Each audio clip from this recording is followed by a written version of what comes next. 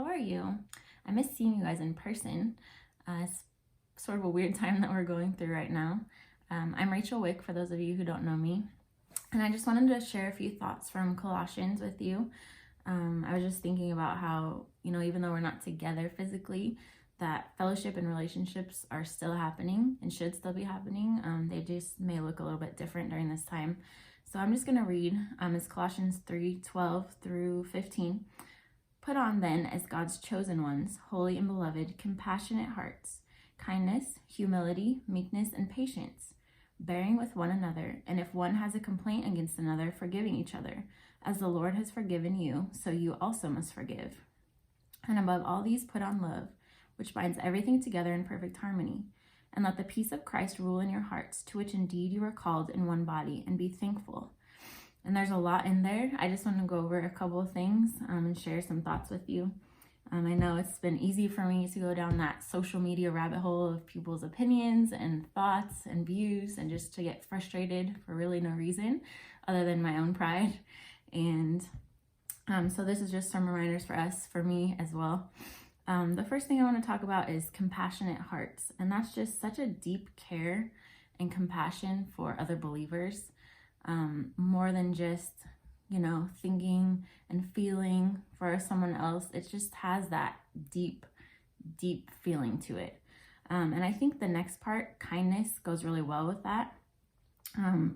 It's more of just an action coming from compassion. And those two go really well together. I think a lot of times we say things are nice. I prefer to say, and I try to even use this with our kids, like, are you doing what's kind? Are you saying things that are kind? That nice just to me sort of doesn't mean anything. But kind, the action of having compassion for someone else. And, fortunately right now I'm a very, very part-time ER nurse. And I was just thinking over the last few shifts I've had and just how I can practically apply this. As I come into patients' rooms with all of my protective gear on, and I'm sure I don't look very friendly, maybe even a little intimidating. And my patients are alone right now. They're by themselves. They don't have any family members, friends, anything with them to support them. So it's just been really neat for me to see the opportunity to just be personable more than usual, maybe even with them, to stand close to them, to put a hand on them, maybe to somehow let them know I'm smiling behind this mask. So I'm just trying to remind myself how to be, Christ-like to these people, especially during this, what could be a fearful time for them. So the next part I wanted to go through is humility. And I feel like there's a lot of facets to humility, but in relation to interacting with other people, I thought this was an interesting definition.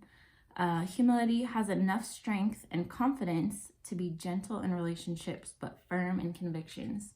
So it's not saying that we just let people walk all over us, but we form these convictions and we share those with other people in a way that's gentle and that's willing to have discussion and not judgmental, which I know I find myself doing that at times. Let's see, next, I think is a word that we don't use a lot in our culture, and that's meekness. I think we can confuse this with being weak. And again, I'm going to read a definition that I thought was really great and applicable during this time. Meekness is an active and deliberate acceptance of undesirable circumstances that are wisely seen by the individual as only part of a larger picture. Meekness is not a resignation to fate or a passive and reluctant submission to events. So sort of going along with that humility idea, we're not just laying down and saying, well, this is what's happening to me right now. We're deliberately and actively accepting what's happening, even though it might not be entirely what we want or how we want things to go right now. And we're taking advantage of that and realizing, like, look, this is probably not going to be long-term. And of course, it's in God's will for what's happening in my life and to make the most of it and to take advantage of the time, the slower way of life that we have at this time, spend that time with family, connecting with friends, whatever it might be. And next, I wanted to talk about just the part that says the peace of Christ ruling in your hearts. It's not just saying, think about how Christ was peaceful. No, it's saying, let the peace of Christ rule in your hearts. That's going to be your overarching, thought process. It's controlling the rest of what you're doing. If you're thinking about that peace, we're not going to be afraid. We're not going to be anxious. We'll just rest in knowing that He has control on what's going on. And the last part, which I really like, and I've found myself super grateful during this time, is just reminding us to be thankful. We have so much to be thankful for, even when we feel like we're stuck at home and we don't have a lot of places we can go or things we can do.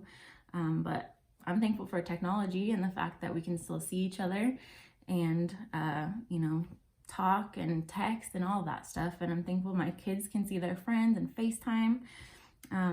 We're super thankful for our church family. You guys have been an encouragement to all of us. People just texting, calling, especially knowing I'm a nurse, just making sure that we're okay. People have dropped off N95 masks they found in their garage when they heard that we may not have enough masks at work.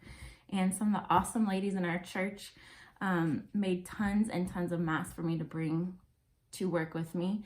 And my coworkers were just amazed that someone would make those for them and give them away. They're not charging for them. And it was really cool just to see, be going through my shift and see them wearing those. So thank you, ladies, so much for doing that. I've just appreciated this slower way of life. We don't have to be at things as much, even though we miss our fellowship in person with people. We don't have scheduled events that we're having to be at. And it's just been nice. We planted plants, we have a garden going. So I've just been thankful for that as well. But I would love to hear how you guys have been encouraged during this time and maybe even some things that you're thankful for. So I hope you're all doing well, and we miss you and hope to see you very soon in person. Thanks.